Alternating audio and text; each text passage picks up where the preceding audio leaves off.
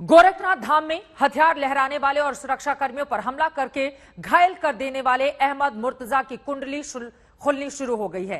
जैसे जैसे जांच आगे बढ़ रही है, मालूम चल रहा है कि मुर्तजा के मन में आखिर क्या चल रहा था, कैसे उसका ब्रेन वॉश किया गया था और कैसे वो मरने मारने के लिए उतावला हुआ जा रहा था। मगर इन सब के बीच एक भयानक खुलासा हुआ है। खुलासा यह कि मुर्तजा का मंदिर में प्रवेश करना यूं ही नहीं था। इस पूरे कांड के पीछे आतंकी साजिश नजर आ रही है।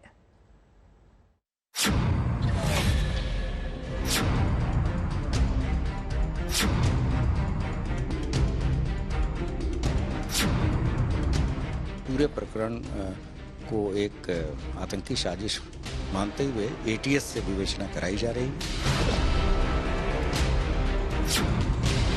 बहुत जल्दी ही कई चीजों का जो है इसमें खुलासा करेंगे।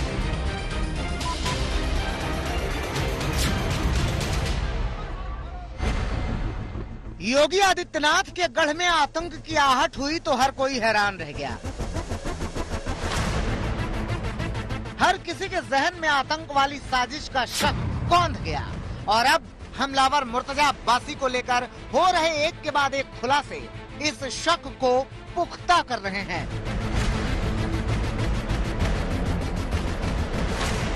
एक एक खुलासे बहुत बड़ी साजिश की ओर इशारा कर रहे हैं। जांच बढ़ने के साथ ही मुर्तजा का आतंकी लिंक बेपर्दा होने लगा है और उसके तार गुजरात से लेकर सीमा पार नेपाल तक से जुड़ रहे हैं। अहमद मुर्तजा अब्बासी गोरखपुर में पढ़ाई करने के बाद आईआईटी मुंबई से केमिकल इंजीनियरिंग की डिग्री हासिल की और डिग्री हासिल करने के बाद परिवार वालों के अनुसार वो बीमार रहने लगा और उसकी बीमारी इतनी बढ़ गई कि रिटायरमेंट के बाद पिता को अब्बासी को अपने साथ गोरखपुर लाना पड़ा। पता चला है कि मुर्तजा का कनेक्शन गजवातुल हिंद से जुड़े मिन्हाज से था। माना जा रहा है कि मिन्हाज ने ही उसका ब्रेन वॉश किया, क्योंकि खुफिया एजेंसियों की जानकारी के मुताबिक मिन्हाज गोरखपुर भी गया था। कल जो डिटेल प्राइमा फेसाई मिला है उस पर आज ये मुकदमा जो है मुख्यमंत्री जी के आदेश से अभी एटीएस को ट्रांसफर हो गया है। एसटीएफ को भी लगाया गया, साथ में वरिष्ठ अधिकारी इसमें जो है छानबीन कर रहे हैं, डीजीएलओ उसको फॉलोअप कर रहे हैं। तो अब बहुत जल्दी ही कई चीजों का जो है इसमें खुलासा करेंगे। उसके जो लैपटॉप और जो उसके मोबाइल फोन्स हैं उन पर हम लोग जांच पड़ताल कर रहे हैं और इस पर बहुत जल्दी चीजें जो है समझ में सामने। एटीएस ने मुर्तजा से जो सवाल किए थे और जो जवाब मिले थे उससे भी ये साफ है कि मुर्तजा पूरी तरह से रेडिकल हो चुका था। इसकी एक बानगी देखिए। एटीएस ने पूछा कि तुम मंदिर क्यों गए थे? मुर्तजा ने जवाब दिया, मुझे अल्लाह की राह में जान देने का मन कर रहा था। इसके बाद एटीएस ने पूछा, सिपाहियों पर हमला क्यों किया? इसका जवाब मुर्तजा ने दिया, वो मुझे देखकर घूर रहे थे, फिर मुझे गुस्सा आ गया, फिर मन में अल्लाह के लिए जान देने का मन हो गया। साफ है कि मुर्तजा का पूरी तरह से ब्रेन वॉश हो चुका था। केस की जांच से ये भी पता चला है कि मुर्तजा हाल ही में नेपाल गया था। पूछताछ कर मुर्तजा के नेपाल जाने का मकसद पता लगाया जा रहा है। साजिश के तार महाराजगंज से भी जुड़े हैं। यहाँ से मुर्तजा के 2 मददगार पकड़े गए। यहाँ के 2 दोस्तों ने उसे मंदिर के पास छोड़ा था। लखनऊ के इस पुलिस मुख्यालय में भी गहमा गहमी बढ़ चुकी है, क्योंकि सीएम योगी ने जो आदेश दिए हैं जिसमें यूपी एटीएस और यूपी एसटीएफ की टीमें मिलकर काम कर रही हैं। यूपी एटीएस की एक टीम एक तरफ मुंबई गई है तो वहीं कुशीनगर से भी जो है महाराजगंज से भी लोगों को हिरासत में लिया गया है जो कहीं ना कहीं मुर्तजा की मदद कर रहे थे। बताया जा रहा है कि मुर्तजा को महाराजगंज के 2 साथी बाइक से गोरखपुर लाए थे।